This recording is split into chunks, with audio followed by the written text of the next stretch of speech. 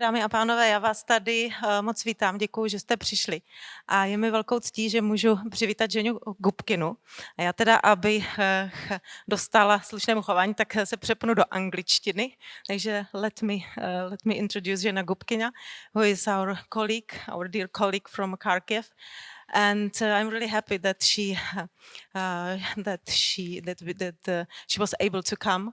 And that she will have the lecture about the actual situation in Kharkiv and in the whole Ukraine. And I hope that she will also talk about our special small project about Kharkiv Trail that should be published on Brno Architecture Manual. And as you probably know, Ženia is the historian of architecture. She is a co-founder of NGO Urban Center Forums. And she is also co-author of some interesting project as Ukrainian constructivism and Ukrainian encyclopedia, which is on the website online. So, Ženia, it's yours. Thank you.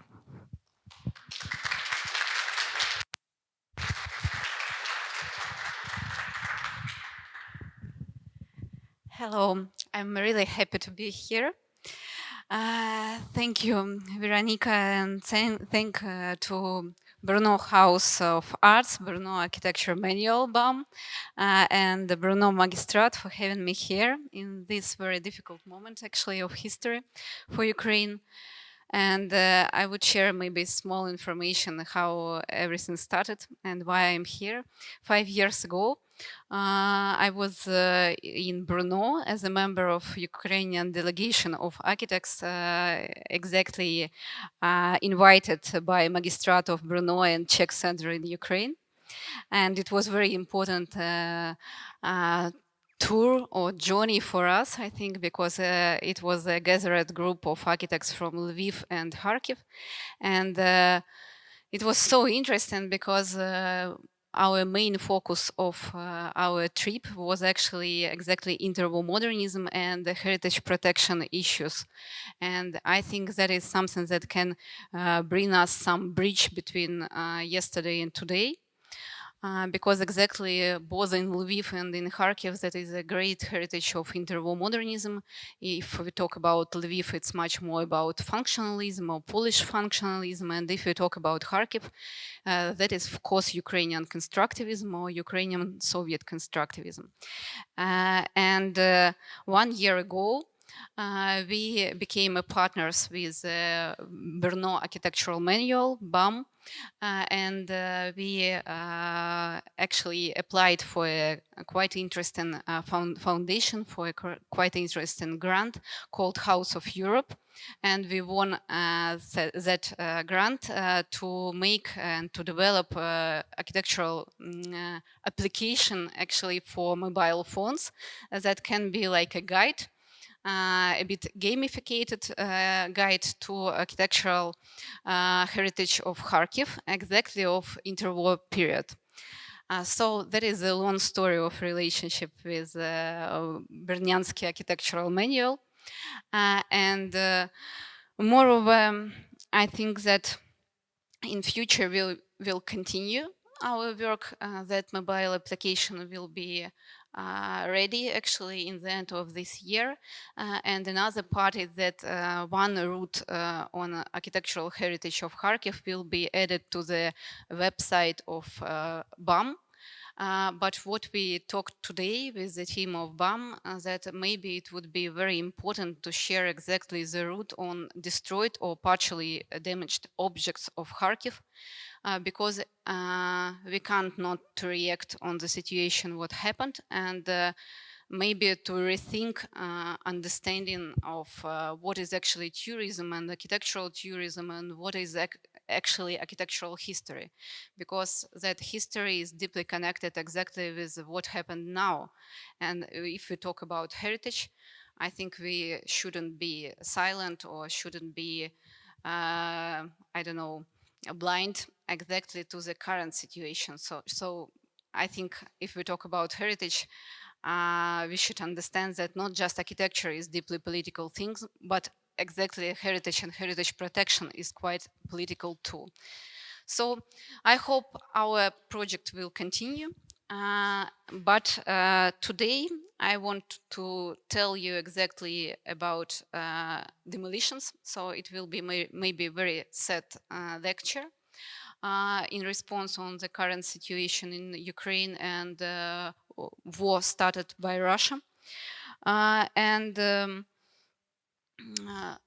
There is the questions actually, who can help and what should be done. That is the questions that are mostly all the time asked by Ukrainians, who can actually help.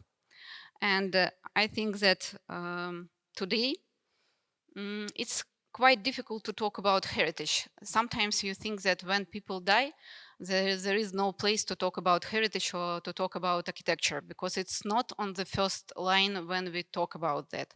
The same with even UNESCO issues or the UN issues. Usually we talk about Red Cross or people dying or migration crisis and so on. But at the same time, heritage, it's not just walls and bricks. I think, first of all, it is what is beyond and what is actually there. There are people, people of yesterday, people of tomorrow, and people of today. Their stories, their lives, and their history. And today, people in Ukraine very oftenly said history repeats. What does it mean, history repeats, actually? Yeah, it is actually. So lots talks about, let's talk about architecture and a war, or architecture in the war. We used to recognize such pictures of demolitions and ruined cities just with World War II. We had a lot of examples of ruined cities, ruined historical cities in Rotterdam in Netherlands. That is Warsaw. Here is Dresden. But now in the 21st century, the history repeats actually. There is Irpin in Ukraine. Here is Mariupol. Destructions of historical cities, it's not just the destructions of social infrastructure, that is of course humanitarian issues, but from other side, when Russian army hits exactly central parts of the cities, of historical cities, we should understand that that is a part of so-called genocide convention. So that is a part of such a term, such a phenomenon of what is genocide. Exactly because of that, demolition of cultural heritage is a part of international law procedure according to genocide phenomena.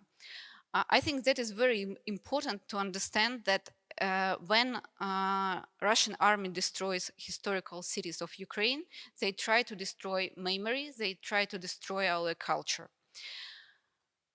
And it's not just modernism. Actually, there is a lot of other styles that are heated by Russian army. And our usual question was, who actually can help in that situation? From very first days of war, our architectural community and the community of architectural historians asked international community who can help. So any international organization like World Heritage, UNESCO, and ICOMOS, the Kamamo actually can't help. Usually they said that please document everything what happened. Actually, that is everything what we can do, document. Usually that is a typical answer. What we can do, document. Another point is that we should really find all that and gather all that evidences of war crimes, because exactly the demolition of architectural heritage is a part of that typology, that type of actions that is a war crime. So I will tell you today much more about my native city, Kharkiv. And Kharkiv is a sister city of Brno.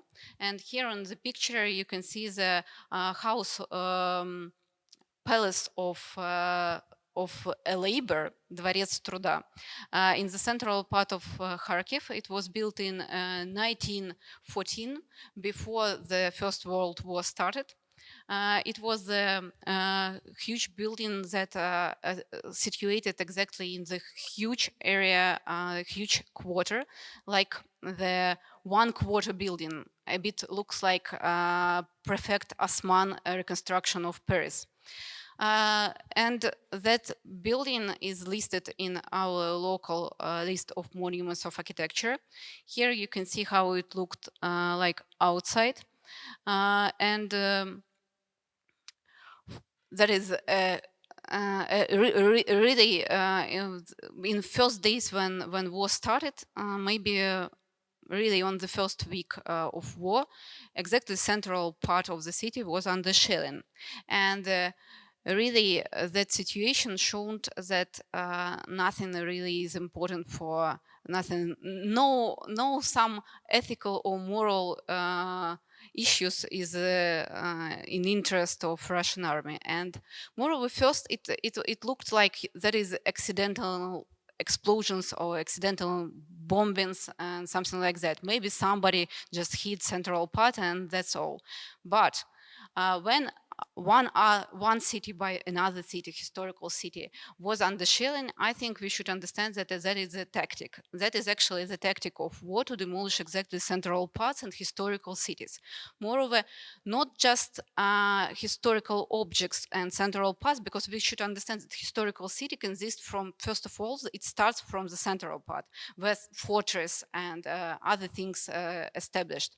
And Kharkiv grown up from the fortress, military settlements of Cossacks in 1654.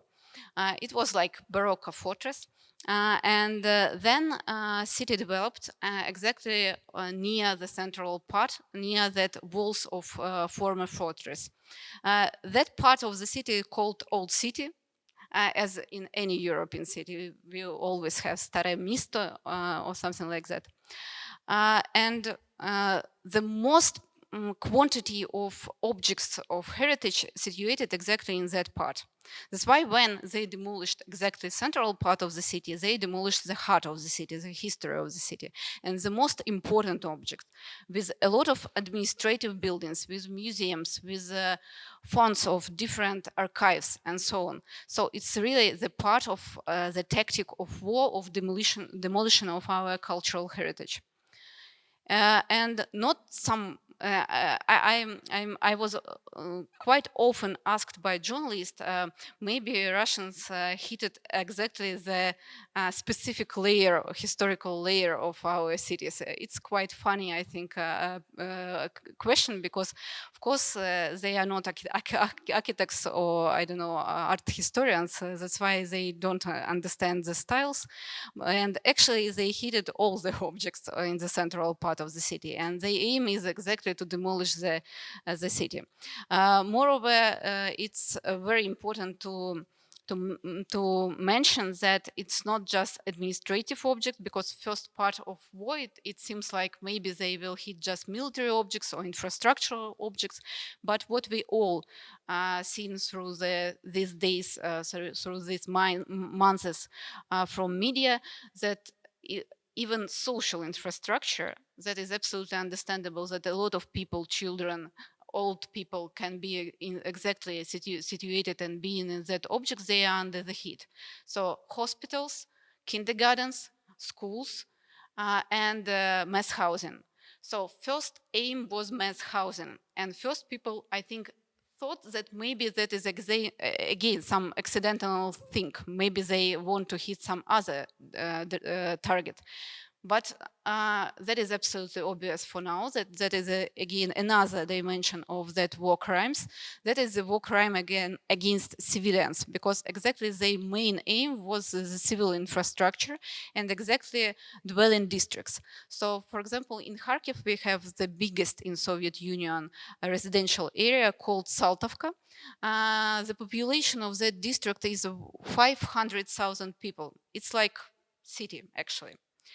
So exactly this part of the city is under total shelling, 24 from 24. And of course, everybody of us saw pictures from Mariupol, and now it's absolutely understandable that exactly civilian infrastructure and not surprising, but exactly modernism, mass housing modernism now are under threat because of the function actually. And what is the function of mass housing? to help people live and have a lot of apartments in that buildings. That's why a lot of people actually lived in that micro-rayons. Huge quantity of people live there, and that's why that is under the heating. So different stylistic periods. Here you can see some historicism and some, we call that style modern, but it's much more like Jugendstil or Secession or Art Nouveau. Here we can see some industrial objects that is red brick architecture example, monument of our local list of heritage. It was twice under shelling, and now you can see that it's nearly impossible to reconstruct that with I can say that criteria that UNESCO usually use, criteria of authenticity. So we should understand that that authenticity criteria is not appropriate now, unfortunately, for our heritage, because all that wooden details, all that materials and fabrics and some small details and, for example, floor, usually we miss that. That's why it's really like a part of that tactics to hit our cultural heritage, because now, even if we reconstruct that, it will never be the same object. Again, some red brick architecture of the end of the 19th century. That is Art Nouveau building in very central part of the city, and exactly that building actually preserved a lot of authentical details in interior. And it's very sad that exactly that object was heated. Unfortunately, some people died exactly in that object. Actually, when we see all the demolitions, we should all the time understand another side of that. And as I started that lecture from the words that what is beyond heritage, we should understand that beyond heritage, they are people, actually. And when we see that pictures, we should understand that they actually had people there inside of that spaces. So at the same time that pictures made Kharkiv somehow visible, and some art historians and architectural historians and architectural critics said me that now we actually learned the history of Kharkiv and learned how Kharkiv looked like because of that destruction pictures. Exactly this building was in the reportage of Vice News and became quite famous. And it's such a strange irony that sometimes heritage became more visible and became more powerful when it's actually demolished, when we actually lost that. That is the building of university, of economical faculty of university. It's again very central part of the city. Here is Sumskaya Street that connects old city and new city, because Kharkiv central system, urban system, developed exactly in, I can call that like double-centered system. So we had old city and new city, and exactly old city, it was that historical part of the city, and new city, it was developed in the period of the 20s and 30s as a governmental center. And Sumskaya Street, the central street of Kharkiv, connected that two centers. Here is the building actually developed in the 20s, as I remember, 1926, 1927, but under the project that was designed in the period of, in before revolution period, under the project of architect Timoshenko. Timoshenko was the Minister of Infrastructure in UNR, Ukrainian People's Republic, and he was quite interesting figure, personality in our architectural history, because he was architect who is politician, and he was the representative of so-called Ukrainian modern. Ukrainian national modern. In abbreviation, we usually call that UAM. UAM. That means that from 1906-1907, Ukrainian local architectural school that was actually established in Kharkiv in the end of the 19th century in our technical university, because Kharkiv in the end of the 19th century exactly built the technical university in response of industrial revolution and a lot of factories, because Kharkiv is a historical industrial city. And exactly on the basis of that local architectural school, that movement, Ukrainian national moderns, started grown up. What is interesting that that architectural style developed exactly from literature circles. First, it was a small club, literature club, that developed Ukrainian literature, Ukrainian culture, songs, folk things, and all other. So gathered that a bit ethnical, traditional things, because before 1906 it was banned to develop Ukrainian language and banned to develop Ukrainian culture. And architecture developed exactly through that actually literature circles. I think that is something maybe a bit like from semiotic, because usually postmodernist critics, they use that metaphoric idea that architecture actually has a language. So all this went through the language, and the Ukrainian architectural modern was a part of such a statement that Ukraine actually has that own movement, separate and autonomous. So unfortunately, that picture again made Kharkiv quite famous in last days, because it was on the first week of war. It was under heat, and nobody understood what is the reason actually to heat that object. It was in very good condition before it was heated. Unfortunately, now it's burnt, and that is the question how it will be reconstructed and how to conserve that object in such situation. Another period is exactly 20th and 30th. So Kharkiv is famous, first of all, of that so-called golden age of Kharkiv. It was exactly interwar period when Kharkiv was the capital of Soviet Ukraine. Exactly in that period, it was construction boom in Kharkiv. So the biggest quantity of object in Kharkiv that listed now, actually there is constructivism or interwar modernism objects. And some really iconic buildings like Держпром or actually that building, because that building that is a club of railway workers made under the project of academic of architecture Dmitriev.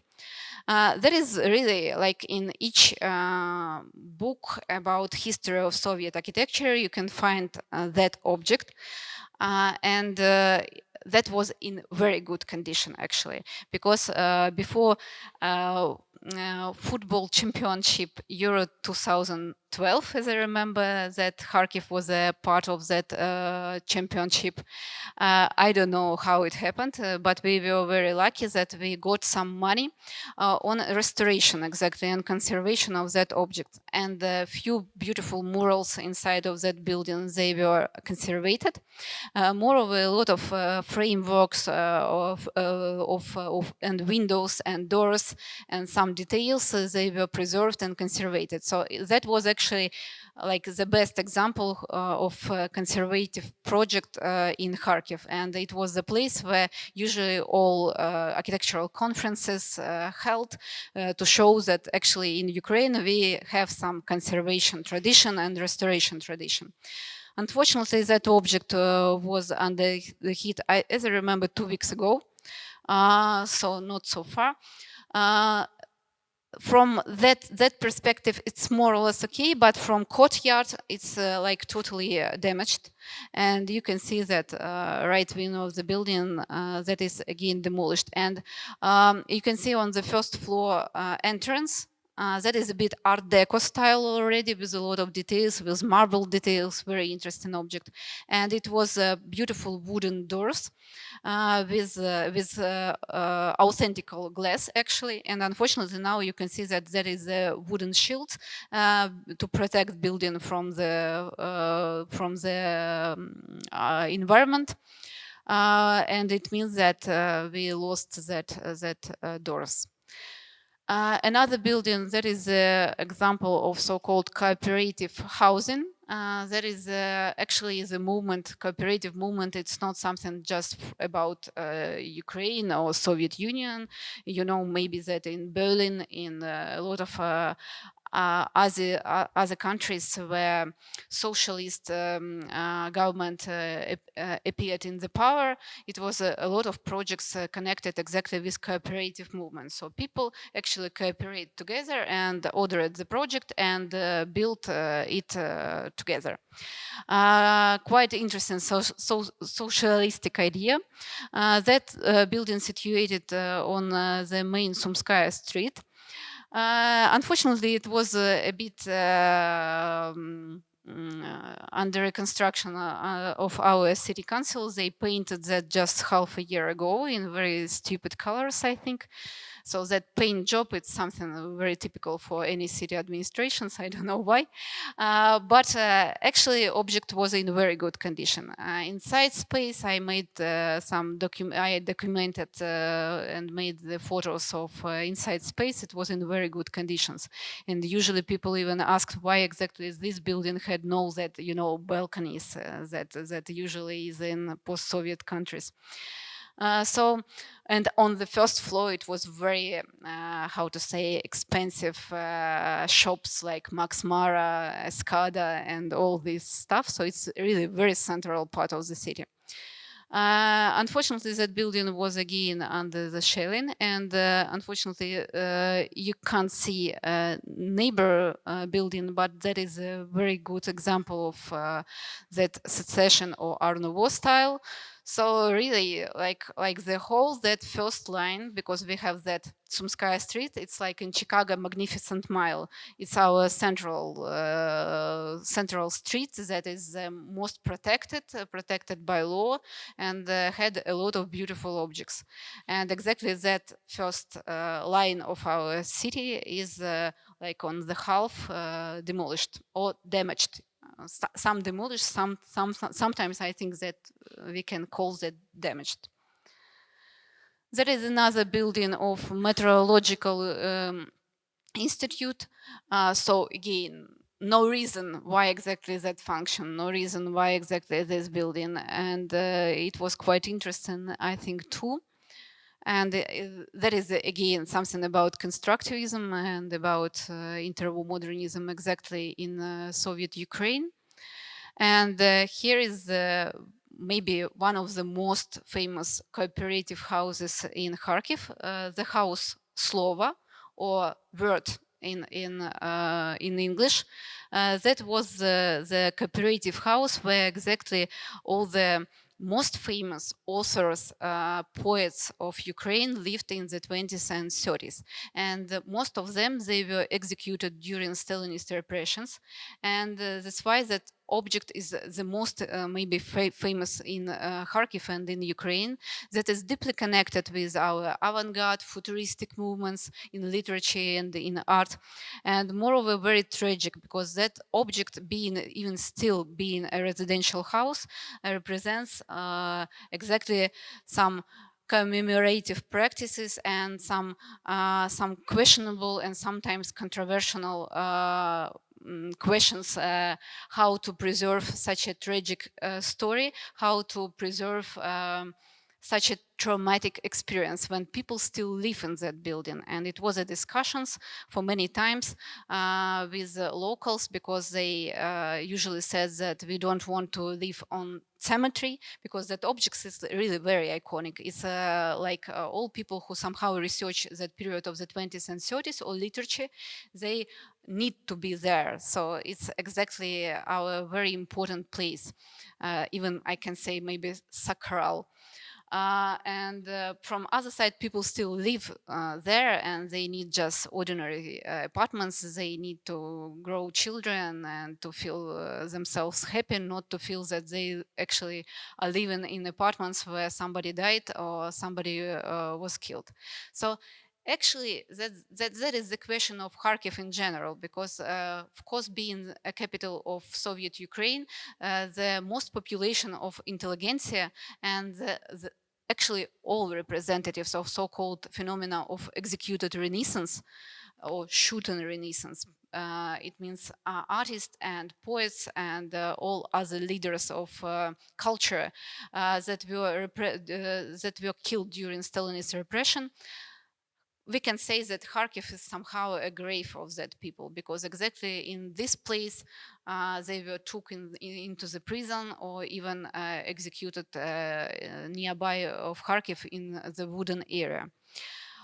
So being a part of the history of the 20th century, Kharkiv is a place with a lot of marks of different historical events, very tragic events, including Holodomor, including that executed Renaissance and Stalinist repression, and all, including the execution of Polish officers, and a lot of other things, including Holocaust.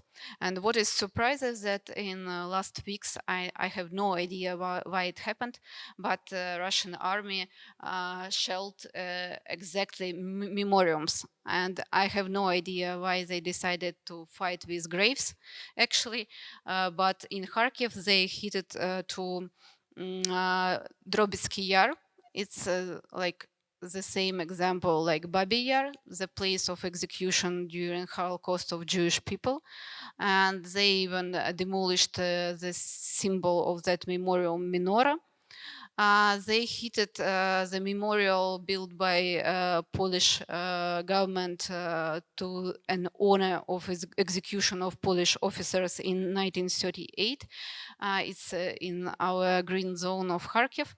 And I don't know why they hit it, the memorial of Red Army, people who died during the Second World War.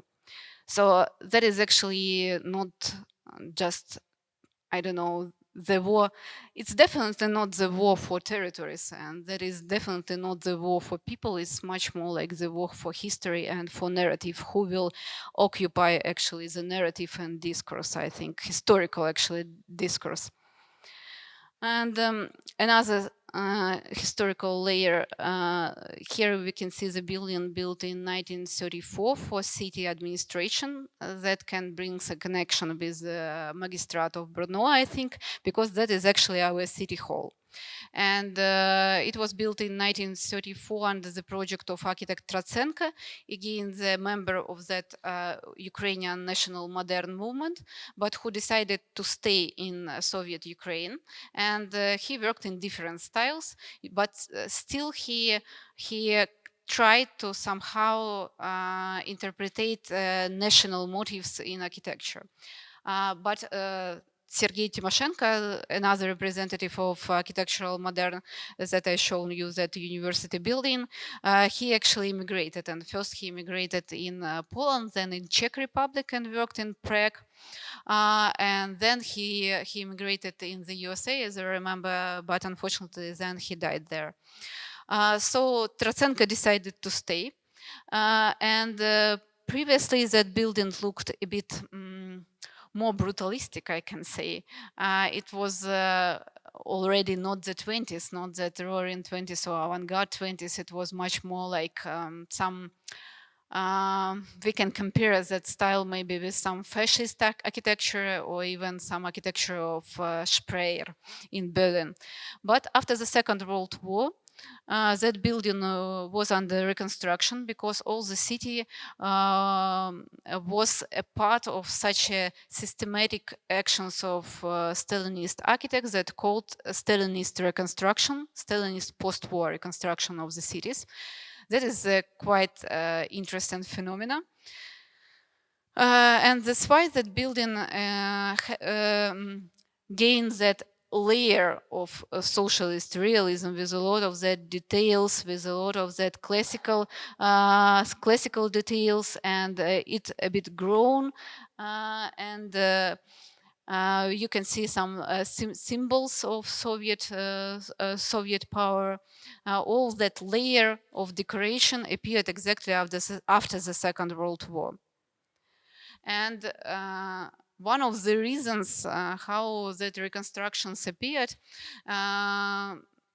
usually it pretended to be a part of rebuilding of the cities, demolished cities after the bombing and after artillery destructions and so on.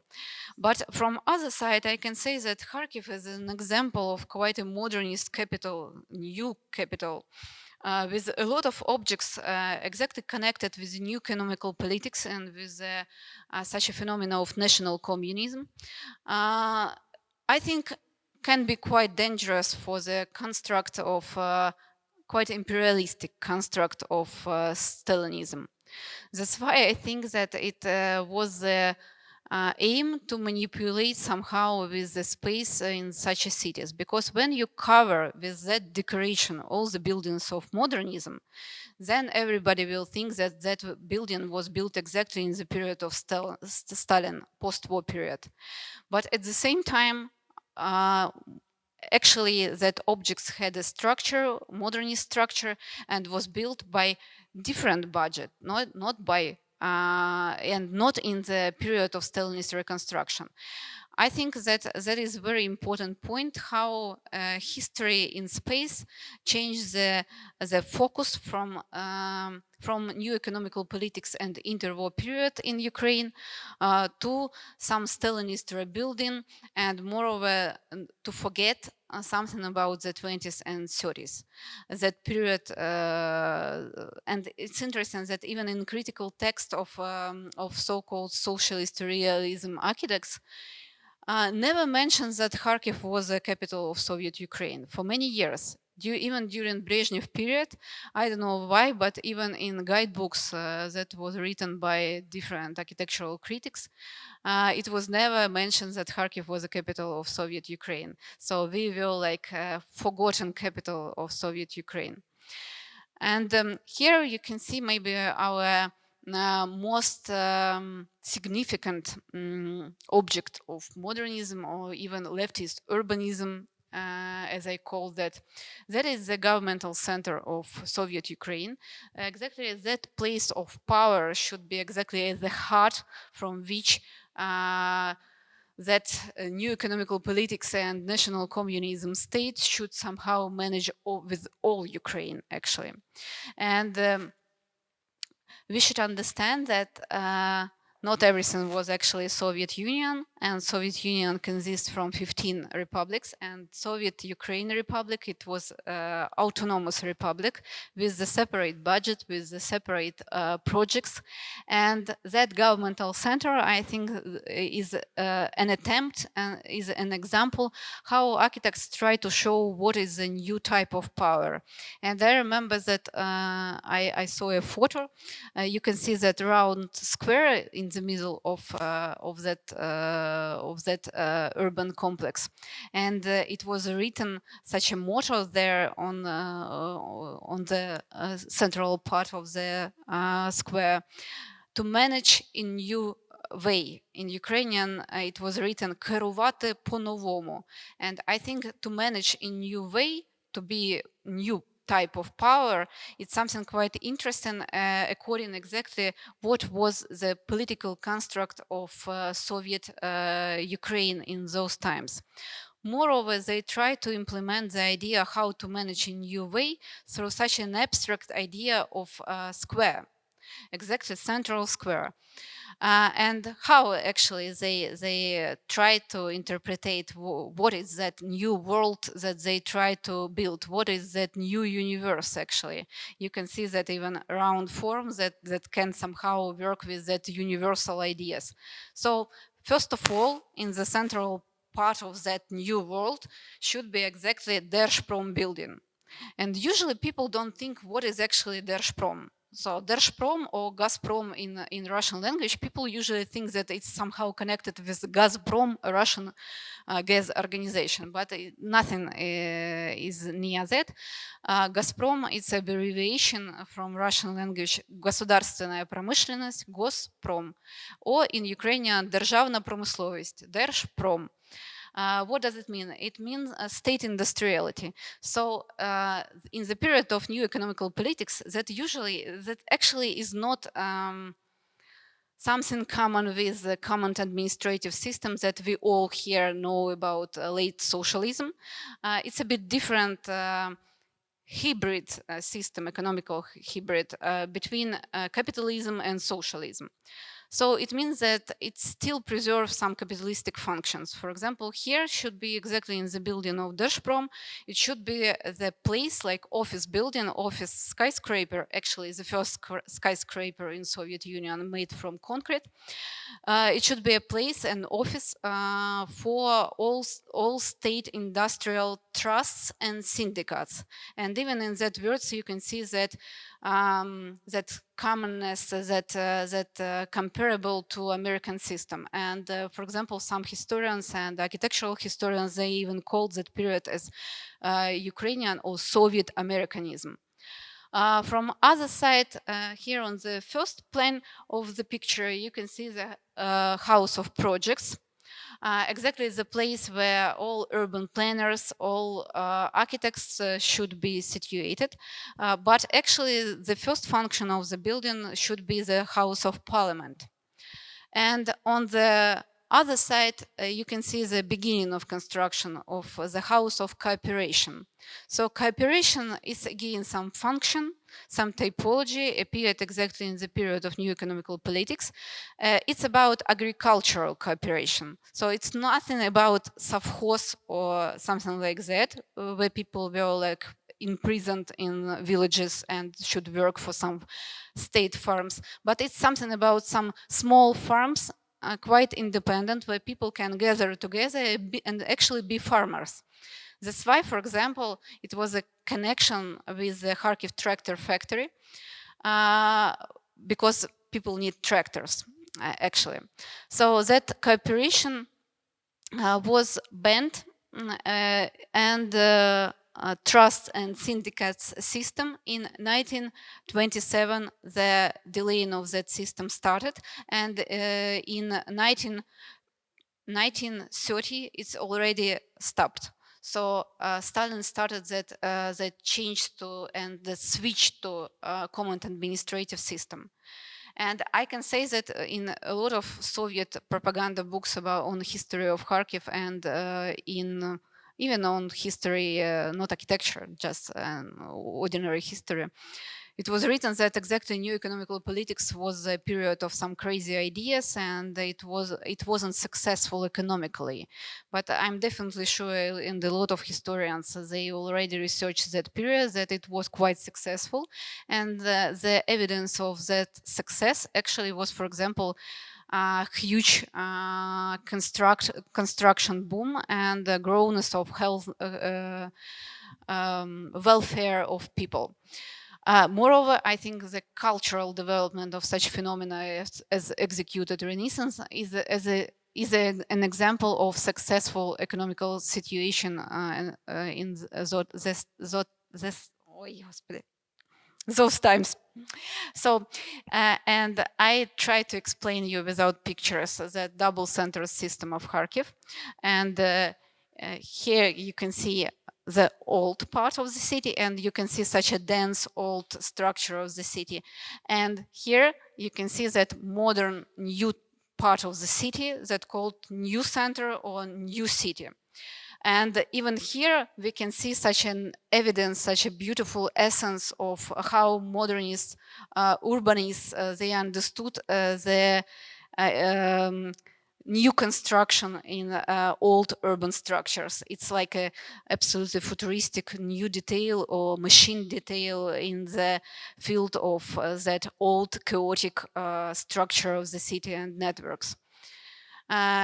Here you can see how it looked before the Second World War, quite puristic, and it's very huge. Who has been in Kharkiv, I'm definitely sure you all were very surprised of the huge scale of that monument, urbanist monument. Moreover, that is something like an attempt of modernist architect to involve people and pedestrians exactly to interacting with architecture and to use architecture as scenography. So that's all about emotions and about poetry in space, how to impress people, how to narrate people some stories through the space. For example, the architect who designed Держпром building, that is actually now in temporary list of UNESCO World Heritage, He said that the main aim of good architect actually to have a thought, at least some thought, not even idea, but thought. But good architect can explain that idea in very simple words, that anybody can understand that thought. And I think that is again something about literature, actually, maybe because Lucia is here. That's why I want to make that connection between Ukrainian literature and how we try to narrate through architecture and how we try to narrate through space. Here you can see again some picture. Yes, it's before the Second World War. And one of the ideas of that building was to implement idea of horizontal communication through that bridges. So bridges is the central idea of that building. And actually the idea was that you can cross the building from one point to another inside the building. And there is a myth or some story that in the 60s, in the 50s, London brutalists, young architects, they saw some prints in very bad quality of Держпром building, and they were so inspired of the structure of the building that actually like a formation of infrastructural connections of the building. That building actually inspired London brutalists, and we all can see maybe somehow inspired by that buildings, such buildings like Barbican and other London brutalists, very famous iconic buildings. So to allow structure or infrastructure to be visible, that is the main idea. To make the skeleton of building like the main idea of the building, and not to hide that via some details or some clause. And it was even the words of Serafimov that to put some clause on the building, it's a bad idea. It's better to open that and to allow the building to be naked, actually. So you can see such a building that looks a bit like skeleton, and some poets they even use such a metaphorical words that is the skeleton of some dino or some other huge animal. That is on the first. You can see exactly that house of projects. And you can imagine how many projects were designed in that period in Kharkiv, because that building is huge. Now that building is the building of State University. That was made under the project of the same author Serafimov, that Держпром building, but with his wife Serafimova in 1930 it was completed, actually, but the project started in 1928. And here you can see the picture after the Second World War already, how that building was damaged. But still, even in such conditions, you can see the powerful idea of that building. And the idea of Serafimov was that he even calls that this volume that should be like a knife, and that will be very impression picture when exactly sun rises through that windows. You can see a light. So very spectacular using of the form and of the place exactly on the square. All that pictures after the Second World War, so that is the type of demolitions that actually was during the Second World War on this square. And here you can see the project of Stalinist reconstruction. So it was really like, I don't know, each object that somehow damaged under the Second World War had such a project of reconstruction or decoration. And even when we talk about Stalinist architects' approach to architecture, usually we said, maybe sometimes ironically, that was decorative or decoration architecture. So actually they just put all that layer of details just on the building to cover that. Moreover, of course, we can see here some ideas to try to make that object similar to Seven Sisters in Moscow, one of which is Lomonosov University. So that is university, and they try to make that building similar to university. But from other side, I can see here exactly attempt to hide the layer of modernist architecture and to not to remember the memory of that period. Moreover, I think that Stalin actually didn't like modernism at all, and he did a lot of things to help socialist realism to develop and to be just a one style that is allowed to be implemented in architecture.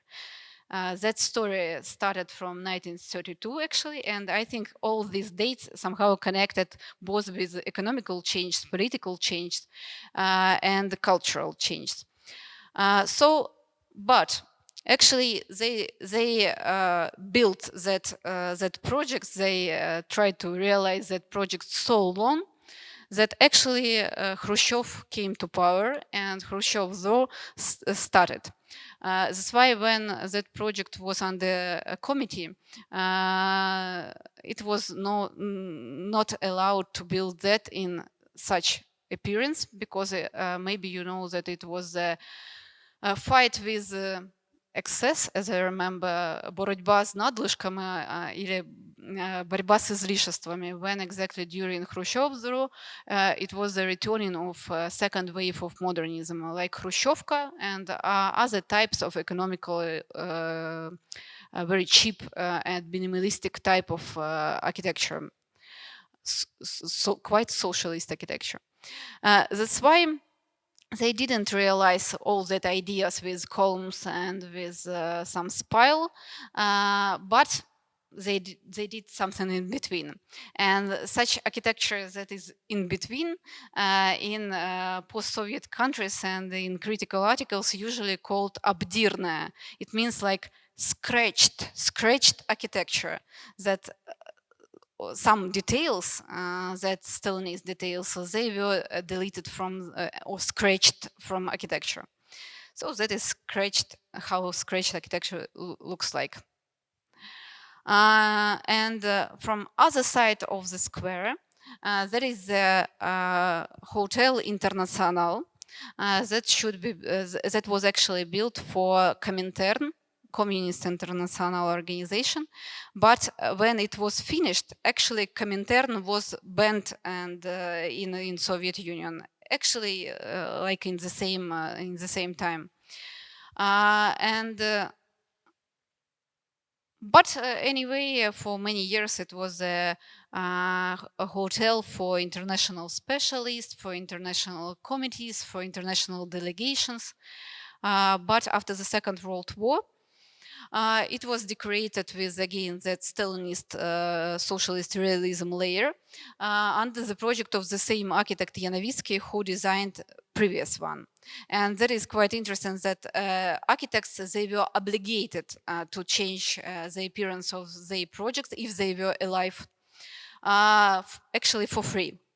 And I think that it was a very traumatic thing for Yanovitsky, and it was some memories of Yanovitsky that it was very inappropriate for him to do that, but he decided that maybe it's better to do by him, not to allow to change his project by somebody else.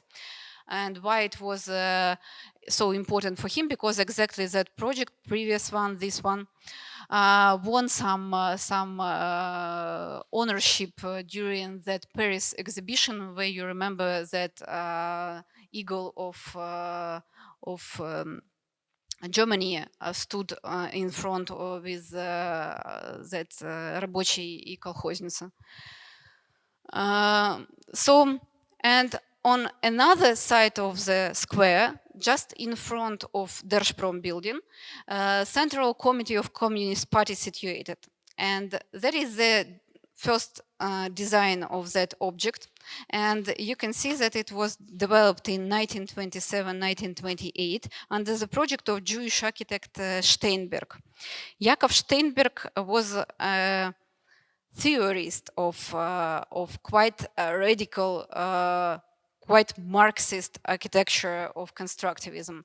He really tried to develop some new type of understanding what can be historical materialism in space. So when he was asked to design that building, he decided to use such, you can see that is actually collage, because that is the photo and that is the drawing. He always had very beautiful graphics. It was a part of his method. And how he describes the idea that if that is a central committee of Communist Party, he was asked to reconstruct old buildings, that two old buildings. It was the buildings of regional administration, actually, земства, in before revolution times. And the architecture of that buildings, it was like historicism, or Marxist architects, they usually called that eclectica, with some negative connotations. So he decided not to demolish that building and not just to forget about that building. He said that the idea of historical materialism should be to show both stages of development of history. And moreover, if that is exactly the main building of Central Committee of Ukrainian Party, he tried to show that there is actually that old bourgeois layer, historical layer, that is the basis. And that is the superstructure. So, basis in стройка, according to historical materialism or Marxism, is like the main core of Marxist theory, and he tried exactly to implement that in the most visible and minimalistic measures. And first, it was really realized in such way. That is quite surprising, because I think that you can see that it's somehow even similar to today types of reconstructions, and moreover something quite postmodernist and very fresh for the 20s. Then in 1932, 1934, representatives of Central Committee of Communist Party, they said, and it was even an article in a newspaper, that it was some very strange idea, and it was like bad taste idea, and all the buildings should be in one style. That it's bad when such a contradictional things is together. So actually, they didn't like that dialectic principle of materialism. And they decided to scratch all the details of historicism from that part of the building and put just columns. And during Second World War, that building was under shelling, actually. And just then, under the reconstruction, just this part preserved. And during Stalinist reconstruction of Kharkiv, the building appeared like this. So you can see the typical columns, and that is like the essence of socialist realism, because you can see such a heavy order, Corinthus order, and such a big flags. But actually the scale is more or less the same, but the building went a bit in front of the street. And that is a very famous picture from New York Times, Washington Post, and a lot of other very famous media, made by my close friend and as a member of the team of that application that I told you about in the beginning. He was actually an architectural photographer and even wedding photographer. But during the new war, he decided to stay in Kharkiv and document all the destructions of the buildings. And first it was his, decision to document everything connected exactly with architecture, if he stayed. But then I think that he switched his profession now, and maybe we will never return just to architectural photography, because he actually lost a fear, and that's why I think his future is future of photography reporter of some hot spots and some war zones. So In first days, in first week of the war, exactly that building of regional administration that I deeply criticized for many years during all my guiding tours in Kharkiv, because I really, actually, maybe you understood that already, that I really hate socialist realism, and I think they are actually guilt in demolition of modernist past. But in first days, that building was under the heat. Unfortunately, as I remember, 6 people died there, including very young mathematics there, who decided to stay in that building during that first day as a part of volunteers. And now it looks like that. And that dimension of what was actually our past, including Central Committee of Communist Party, as the heart of Communist Party actually, and then the view to another quite beautiful monuments of constructivism and modernism have a bit different frame, I think. And I think that picture can represent exactly that situation, even historical situations that appeared. You can see Держпром building that still alive, still okay, but you can see that from the former windows of Communist Party committee. And I will end maybe my lecture exactly on this picture.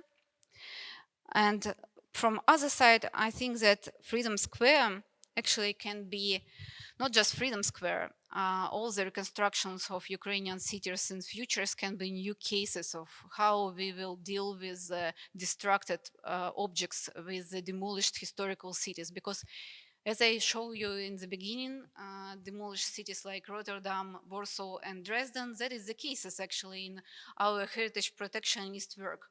And that is like a historical cases, that is like borderline between different stages of development of our understanding what we should preserve and how we should actually preserve, and what we should do with our memory and trauma about the Second World War.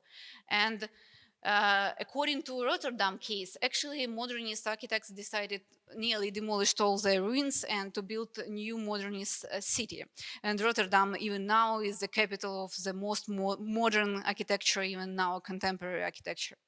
From other side, we have the example of Dresden that were rebuilt, but usually people said it's not like, it's a bit false, yeah, and maybe they shouldn't rebuild everything like it was. But it's something about type of thinking, how we think what we should do with something that we actually lost. And from other side, we have Warsaw example. Unfortunately, even in understanding of, even in personal perception of what happened right now in our country, we usually use that narrations and we usually use that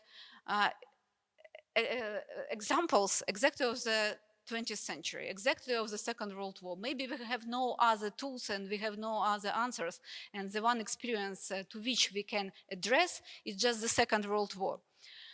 But I'm really hope that we will not go through the example of Stalinist reconstruction of the cities, when actually was no discussion, where the opinion of experts, locals, and historians was never a point for architects, and not just architects, first of all, authorities. And when a lot of cities, they were under so-called sanation or sanatia, and a lot of very interesting objects, very interesting structural urban complexes, they were demolished and didn't reconstruct it at all, or they were under that cover, Stalinist cover of socialist realism. That's why cities actually changed the appearance, they changed the story. And even now, even today, a lot of people think that Zaporizhia looked like it is actually from beginning, and it was like the city of empty space. But actually all the cities, including Kharkiv, they are historical cities. And I think, first of all, we should not to go to the direction of Stalinist reconstructions. And in last days, I think a lot of very active architects, even with some goodwill, they started to imagine and to design some new ideas how they will reconstruct the demolished cities and the demolished objects. I think we should somehow make a pause in that. First, of course, we should win. That is the first aim. Second, we should make like breathing a bit and then start discussion, because in that discussion we should be all together. I'm definitely sure we should be very accurate, because that is something about memory, that is something about history, that is something that was exactly under the target of Russian missiles and the even Russian culture. That's why I'm definitely sure that we should start bigger discussions through which we all grow, not just healing but growing. And I'm definitely sure that today lecture, and I hope for your discussion then and your questions will be one of the starting points for such a bigger discussion about heritage protection and heritage protection during the war in the world, like a common heritage, because I'm definitely sure that that is not just Ukrainian heritage, that is our heritage, that is your heritage, that is common heritage, that is actually the idealistic basement of what we gained after the Second World War when we said never again. Thank you.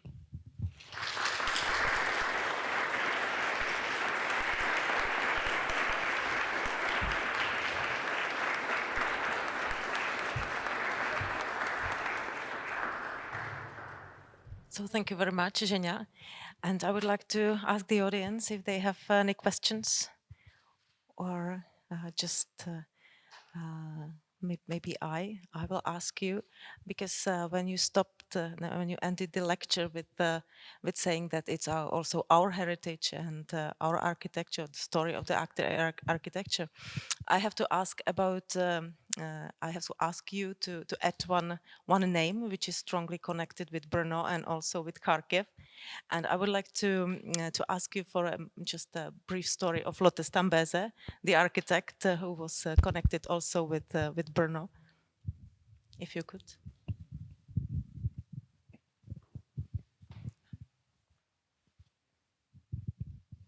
The turn? Yes, actually, Lotte Stambeze is such an interesting person. So she graduated, not graduated, she was a student of Bauhaus, and she was one of representative of such a phenomena of women's of Bauhaus. She was the first student of architectural faculty, female student of architectural faculty at Bauhaus at all. And she was very talented, neo-Marxist, I think. She was a member of Comintern, exactly that organization that hotel was built of. But actually, her biography had such a strange dimension, quite gender. That's why she's like one of the most famous architects, because a lot of gender studies specialists and scholars, they studied her biography as an example of what is actually female architects, and like a symbol, I think. So she was in a relationship with Hannes Meyer, the director of Bauhaus, third director of Bauhaus, and because of that relationship, actually, she was quitted from Bauhaus, but not he actually. Then she started working in the bureau where exactly Hannes Meyer worked, and then she got pregnant, and they had a child, a boy. But then, as I remember, she moved to Brno and worked in the bureau. You said me today Of Bohuslav Fuchs. Oh, yeah. And but I know that story really much more about Kharkiv perspective, because I worked together with the historian and biographer of Lotte Stambeze, Hanneke Osterhoff. And Hanneke Osterhoff appeared in Kharkiv and asked me to show the places of the life of Lotus Tambezi. I already knew about Lotus Tambezi in Kharkiv, and that's why we worked together somehow. And what was interesting that Lotta worked in that building actually. She worked as an urban planner here. First, she moved here without son, but then she took her son. And she lived in an apartment of one of secretaries of Communist Party, Lyubchenko. So she was quite near with political leaders of Soviet Ukraine. And she lived there from 1932 till 1933. And she was a person who actually saw Golodomor on the streets of our city. She was very disappointed, and first she was such a believer in ideas of communism, and she was even a member of some protests here in Brno. I remember that she was even imprisoned for a few days after some strike of proletariat or worker class strikes and so on, and she came in Kharkiv. And actually, she saw an absolutely different situation, that not the things that she believed in. First, she even wanted to suggest her, it was like talon. Talon, it's some paper where it's written how many bread and potato you can take, actually. And she had such papers. But workers actually didn't have that. And she was so surprised in such injustice situation that she even gave her papers for that food to workers. Then actually when she was already quite frustrated and depressed of everything that she saw, because she saw some corpse on the streets in Kharkiv, and she understood that people are dying and starving exactly without food, and not everything is ideal in that society. She met in tram on Sumskaya Street that I shown you, her husband Mart Stam, actually the chief architect of Rotterdam, quite famous modernist. And then they decided somehow to escape from Soviet Union. As I remember, they worked some small period in Moscow, but then they escaped. And actually, that thing really saved her life, because a lot of people who from Bauhaus who moved to Soviet Union after Nazi regime came to the power, they were executed, and their lives were never happy actually. So Lotta moved to Rotterdam, and she was one of that architects who actually rebuilt Rotterdam after bombing. Actually, her modernist will, her modernist ideas appeared in Rotterdam, and she is like a mother of Rotterdam modernism. Moreover, what is interesting that she worked in the team of young architects. I'm sorry if it's too long story, but it's something very important for me. So she worked with other younger architects, Ukrainian young architects, on the project of Kharkiv Tractor Factory Settlement, Socialist City New Kharkiv. And what my surprise was when I appeared in Rotterdam, went to the districts that were designed by Lotus Tambezi in 1953, as I remember, 1956. And it was a part of exhibition of Siam. Maybe, you know, that was an organization established by Le Corbusier. And I went out from metro or underground, and I saw exactly my Kharkiv Tractor Factory settlement. So even in the middle of her life, on the top of her career, that Kharkiv Tractor Factory still was in her head, and she still produced architecture in the same way as she worked in Kharkiv when she was very young and worked with other Ukrainian architects. It's, I think, very interesting. And she cooperated on, for example, on Vesna School here in Brno. So you can imagine that the connection is quite nice. And I would recommend you Zhenia's team web, Ukrainian Constructivism, where you can find the performance, very nice, very impressive performance that is based on the short story of Lotus Tambezi. So you can have a look at it. And so, any questions? I can understand that architects and art historians definitely prefer modern architecture to that decorative Stalinist architecture, but what about laymen and general public? Do the people see the difference, or they just like this decorative architecture because it looks like historical architecture and they think it's, after all, it's our history? It's very interesting question, and I was very interested in that too. And I remember that maybe in 2015, 2016, I made a few very public lectures with just everybody. Just I made everything to involve in that public discussion as much people as I can, and I described that I shown that pictures, very simple pictures, how it was before and how it is now, and that ideological logic of these things.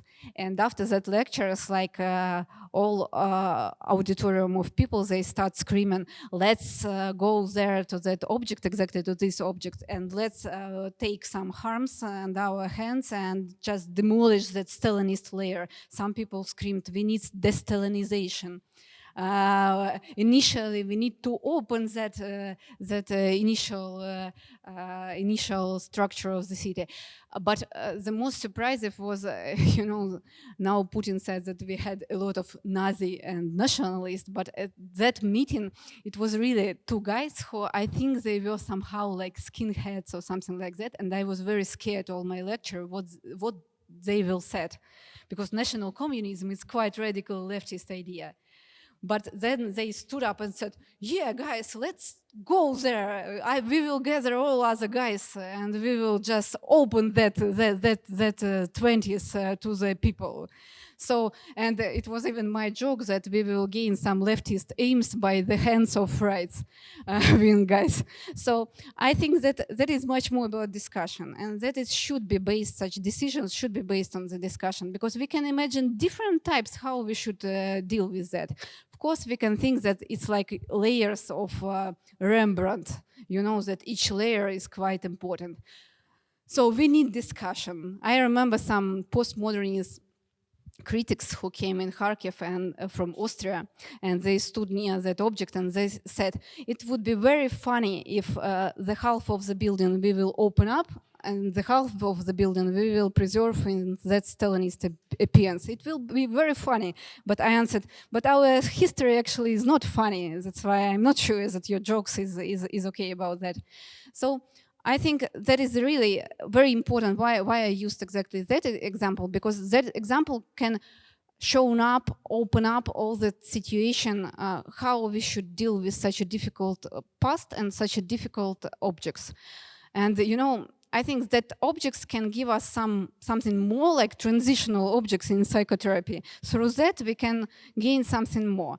And I have no ideas what to do with that object. It should be definitely based on public discussion with a lot of experts.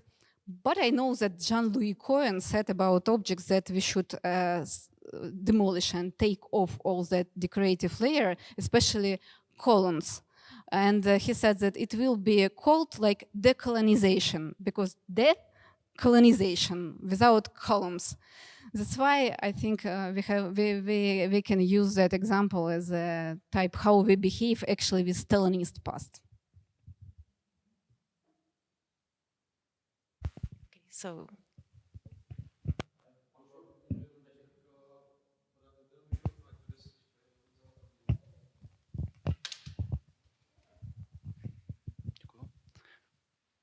do you hear me? Yeah.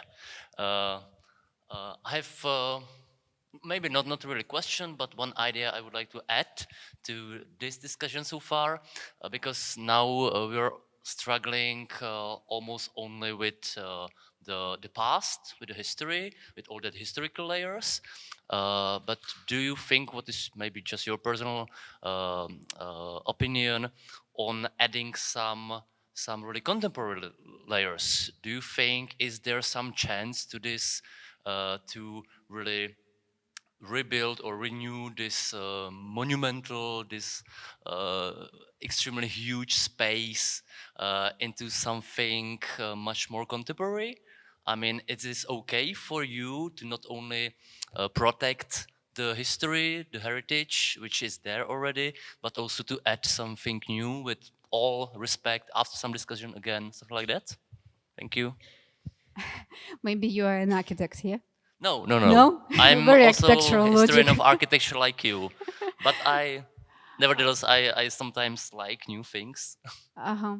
I think that is the situation when we should make quite a difficult decisions, and that is the same like in hospital when you have some contradictional situation and your patient actually you can choose. You should bring your decisions and put your decisions exactly on protocols. So that's why actually for many years a lot of protocols and laws were developed. That's why I think that the one thing that somehow save us in quite civilized discourse is to base our decision exactly on legislation base. So even according to not ideal Ukrainian legislation base that actually allowed a lot of very shitty projects, but at the same time actually that heritage objects that were listed, somehow even declaratively they are protected by law, should be protected. And when we have such a situation of some damaged or some demolitions, actually according to our law on heritage protection and preservation, we should rebuild that as they were, because they are historical objects and they are listed in the list of monuments and architectural heritage. Moreover, if we talk about Держпром now is in temporary list of UNESCO, and I'm really hope and I do everything I can to put and to bring that object in actually World Heritage List, actual World Heritage List. That's why I think that it means a lot of procedures, a lot of protocols, how you should deal with such type of heritage that has actually status. So that's why I think that historical areas of the cities, they are actually not the place for some new experiments and some contemporary things. Of course, we could add something nearby.